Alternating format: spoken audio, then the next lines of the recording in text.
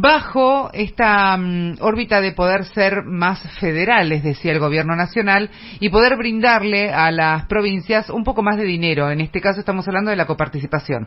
Bueno, finalmente ayer la ciudad recuperó ese 2,95% que en su momento no lo tenía y que ahora sí lo recupera a partir de hoy.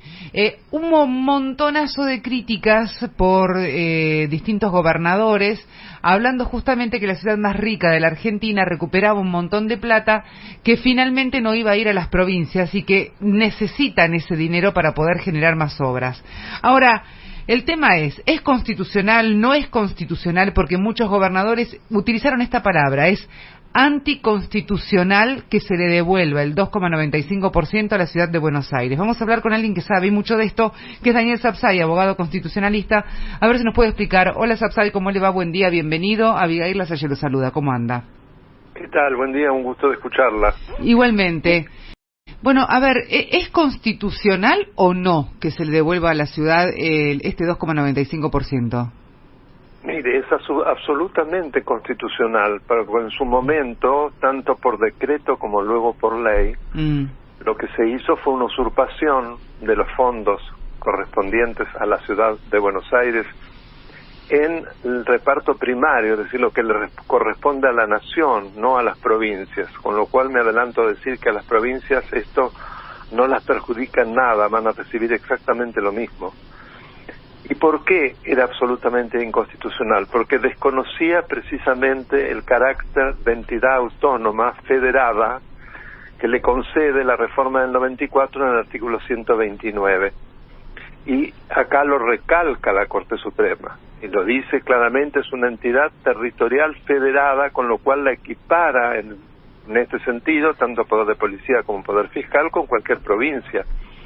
Ello, por lo tanto, toda modificación de algunas de las asignaciones requiere del consentimiento de ambas partes, de la nación y de la ciudad de Buenos Aires, cual si fuera una provincia, que es lo que no se hizo, se usurpó unilateralmente. Ahora, antes este porcentaje, diríamos, no lo tenía, porque en realidad la ciudad de Buenos Aires no contaba con esto, sino que se lo da Mauricio Macri cuando era presidente, ya en los últimos pasos. Si antes no lo tenía y podía continuar con la misma caja, diríamos, ¿no? Realizando todas las obras y demás. No hay no hay una figura, por ejemplo, que permita que ese dinero no lo tenga la ciudad de Buenos Aires y sí algunos otros distritos que realmente lo necesitan. No es que se lo dio Mauricio Macri, se lo dio el Congreso. Bueno, está bien, pero me refiero en el gobierno de Mauricio Macri, eso quería decir. Si me permite terminar, por favor. Sí. Si no, no nos vamos a entender. No es que se lo dio Mauricio Macri, se lo dio el Congreso, y fue dentro del marco del traspaso de facultades a la ciudad, que todavía falta mucho, en materia penal, en casi todas las materias, se la retasea permanentemente a la ciudad de Buenos Aires sus facultades. Entonces, eso fue absolutamente constitucional, de ninguna manera fue algo ilegítimo. Lo ilegítimo fue sacar de manera unilateral. No, eso está perfecto, yo lo que le preguntaba era otra cosa. Era si antes la ciudad de Buenos Aires, antes de que el Congreso le otorgara este porcentaje, podía continuar, diríamos, haciendo las obras en la ciudad de Buenos Aires con esa caja sin este 2,95 ahora, ¿no hay una figura legal que le dé, por ejemplo, la oportunidad a tener este 2,95 a otras provincias que necesitan esta plata porque no alcanzan, diríamos, por lo que tienen, para poder desarrollar obras? ¿Para mejorar la vida de la gente? Bueno, habría que hacer todo un nuevo reparto. Bueno, a eso me refería. Sí, requeriría un todo nuevo reparto, y hay que ver si esto es tan así, porque no olvidemos que la ciudad de Buenos Aires es realmente un centro neurálgico para la Argentina, que concita la atracción del turismo, concita la atracción de la cultura, y eso irradia a todo el país, no solamente a la ciudad de Buenos Aires. La ciudad de Buenos Aires en gran parte es para los demás. Todos sus establecimientos de salud, de educación, en gran parte también son utilizados sobre todo por ciudadanos de la ciudad de la provincia de Buenos Aires y de otros países inclusive. Bueno, ese es un muy buen punto, porque muchos gobernadores, una de las cosas que criticaban y que de hecho critican, hoy va a haber una reunión a partir del mediodía en la Casa Rosada con el presidente, critican justamente que la ciudad de Buenos Aires no produce. Entonces, al no producir, dice, como un montón de provincias que sí producimos y necesitamos ese dinero y aún así no nos alcanza para, por ejemplo, hacer cloacas, como lo decía ayer Capitanich, por ejemplo. Nosotros no podemos hacer cloacas o no nos alcanza para hacer el tendido de agua. Cuando la ciudad de Buenos Aires tiene todo eso para todos los habitantes, ¿por qué ese dinero no va a las provincias? Eso dicen los gobernadores, una ciudad que no produce. Bueno, produce lo que yo decía antes, claro, que no es poca cosa y que sirve para toda la nación. Y además está abierta a recibir, como sabemos que ocurre, ciudadanos provenientes tanto de otras provincias, particularmente de Buenos Aires, como de otros países limítrofes, para abrir sus hospitales, sus universidades, sus escuelas, etcétera, etcétera. Así que lo que dice Capitanich es una falacia. Más en gran medida, si él no le alcanza los fondos, es porque los despilfarra en subsidios y en demagogia. Habría que decirle al señor Coque. A ver, Pablo. Daniel, buen día, ¿cómo le va? Buen día. Me gustaría saber con quiénes hablo, porque todavía no he logrado... Perdón, le iba a decirle, bueno, la conductora es Abigail Lasalle y... Pero yo me presenté, Daniel. Sí, claro. No, yo no escuché su nombre. Bueno. Sí, yo me presenté, le dije que era Abigail Lasalle. Abigail Lasalle, ahora me acuerdo. ¿Y usted? Yo soy Pablo Mercado, me estaba por presentar. ¿Cómo le va? Pero discúlpenme, pero me gusta siempre saber. Sí, está muy bien. Lo que no le puedo garantizar, bueno, justamente en una charla de este tipo, una garantía es algo importante, que yo no tengo sobrenombre como el señor Coqui, así que a mí me puede decir Pablo solamente, pero más allá de la humorada estuvo muy bien. Eso tiene mucho sentido del humor. No, y me sonreí también con lo que decía del señor Coqui.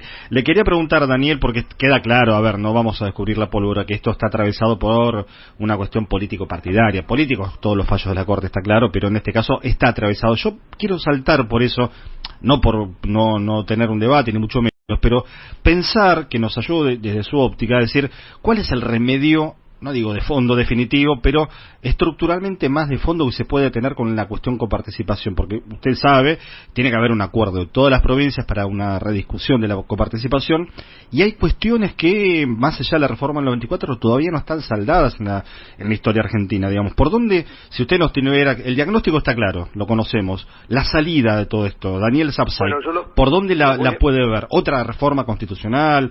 ¿Un nuevo pacto de coparticipación? Bueno, yo lo voy a hablar desde el punto de vista estrictamente jurídico. No voy a hacer una lectura política porque no es lo mismo, lo mío. Sí. Para eso tiene que llamar a un politólogo.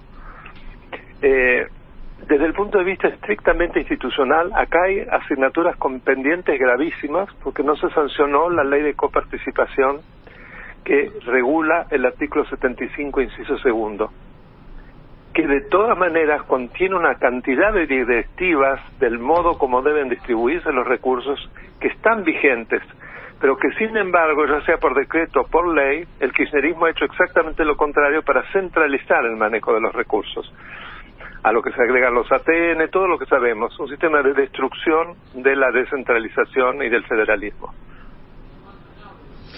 Ahora, si el presidente Alberto Fernández, que es lo que le están pidiendo muchos gobernadores en realidad, no todos, desconociera este fallo, ¿eso es factible? Perdón, si desconocía... Si desconociera el presidente Alberto Fernández este fallo, ¿es factible? Que desconozca la Constitución. Que desconozca... Bueno, sí, claramente. Pareciera que sí, desde que gobierna, cuando lo hace por decreto, pasando por encima de las distintas autoridades, pareciera que desconoce la Constitución, pero yo no creo que la desconozca, lo hace adrede. O sea, no le importa la Constitución. O sea que puede ser que desconozca este fallo también, por la lectura que hacemos. Veremos, porque está estructurado de una manera que se están dando órdenes claras al Banco Nación y demás, que no creo que sea fácil incumplirlo, ¿no? Por eso le preguntaba, porque se ha venido cumpliendo la integración del Consejo de la Magistratura, la presencialidad de los alumnos en las escuelas porteñas y toda una cantidad de fallos, a mi modo de ver, que están rediseñando las instituciones en la Argentina, en particular el federalismo, y se han ido cumpliendo, yo diría, en un 90%. Claro. Está bien, entonces sería muy o poco inteligente, diríamos, ponerse a pelear en este momento con la Corte, más allá de que está más claro, está muy claro el pedido de la Corte Suprema para el banco y demás, pero muchos gobernadores estaban arengando justamente esto, Jalil, por ejemplo, Capitanich también, que tenía que el presidente desconocer este fallo, cosa que a mí me llamó mucho la atención también, por eso le preguntaba si era factible, si estaba dentro de las opciones que tiene el presidente Alberto Fernández. No, ¿cómo va a ser una opción para un presidente incumplir un fallo de la Corte? Sí, bueno, es Argentina también. Claro, pero es Argentina también. Ahora, Daniel, cualquier cosa puede pasar. No lo puedo justificar. Eso no, claramente que no. En Argentina, por eso estamos donde estamos, en un país anómalo. Ahora, Daniel, ¿cómo va a ser también normal que una Corte declare inconstitucional una ley votada por el Congreso? Pero ¿cómo no va a ser normal si es su facultad, el control de constitucionalidad? Que es difuso en Argentina, lo puede hacer cualquier juez. 117 de la Constitución, claro. Es la función, precisamente, el de poder contramayoritario. Y viene de la Constitución de Filadelfia de Estados Unidos que nosotros tomamos. Claro. Me extraña lo que usted dice. No, le pregunto, porque la última vez que habíamos hablado también yo le... No, pero me pregunta afirmando, no es que me pregunte, es un interrogante retórico. Ah, bueno, eso puede ser, lo voy a corregir. No siempre cuando uno hace la pregunta le pone el signo de interrogación de la mejor manera. Le digo también, Daniel... Cuando uno pregunta afirmando, eso se llama interrogante retórico. Sí, lo conozco, lo conozco, por eso digo, lo voy a corregir. Hay siempre la posibilidad de mejorarlo. Lo que pasa que da la sensación también que la Corte avanza sobre otros poderes. Mire, esto es un comentario, no es una pregunta. La Corte está cumpliendo su rol, está reparando una situación absolutamente anómala que desconoció de manera grosera la reforma del 94. Eso no es avanzar sobre otros poderes. Más clarito, échale agua, es así, para hacer algo más claro. Sapsay, muchísimas gracias por estos minutos. Ha sido un placer hablar con ustedes. Yo después le voy a pedir al productor que me mande el audio, así lo subo a mi canal de YouTube. Perfecto, y que tenga feliz Navidad y por supuesto además también feliz año. Hasta luego. Un abrazo. Adiós. Daniel Sapsay, abogado constitucionalista, pasaba por aquí por En el Día a Día.